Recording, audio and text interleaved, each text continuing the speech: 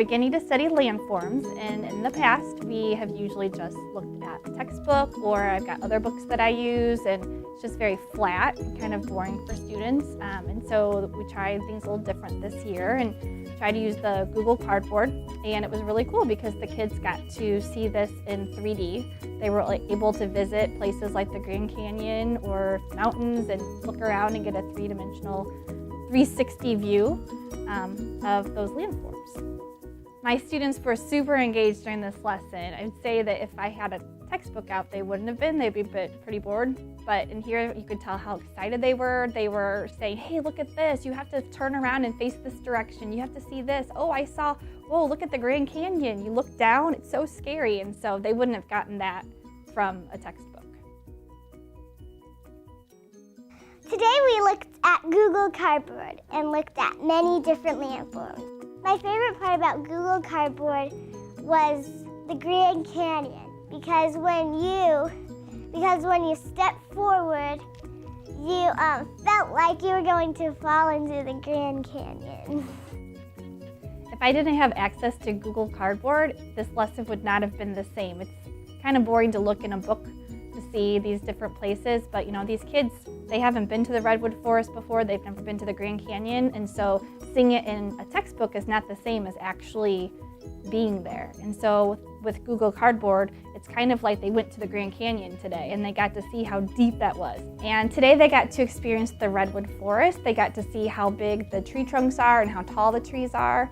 And that's pretty amazing because, you know, these students have never been there before. So today they got to experience some landforms that they may never get to experience.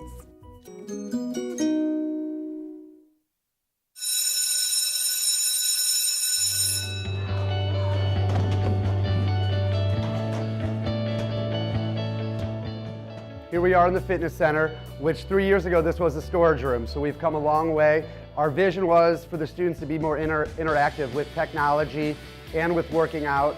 You know, this is just the beginning, but we're really starting to evolve into a high-tech fitness room, which is going to allow the kids to not only have a better understanding of how to work out properly and be fit, but also allow them to be more active and hands-on and really get after it a whole lot more.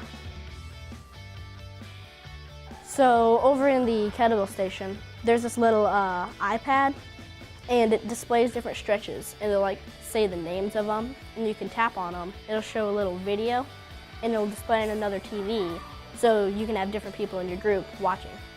In the front, there's a little timer. It'll tell you how long you have left of your exercises or how long you have to cool down. The innovations and the technology that we're using in our fitness room has allowed us to change the way we teach. The video screens that we use at our cardio station motivate students to work harder in what might be a mundane activity of walking on a treadmill. The smartboard we use to display our objectives and targets for the day, as well as motivational quotes. At our kettlebell station, we have an iPad where students can choose the activity they're going to do. The video will then show them and give them cues on how to properly do the exercise. We use timers and other video screens to list managerial things in class so that as teachers, we can move around and give feedback to the students as they do their exercises.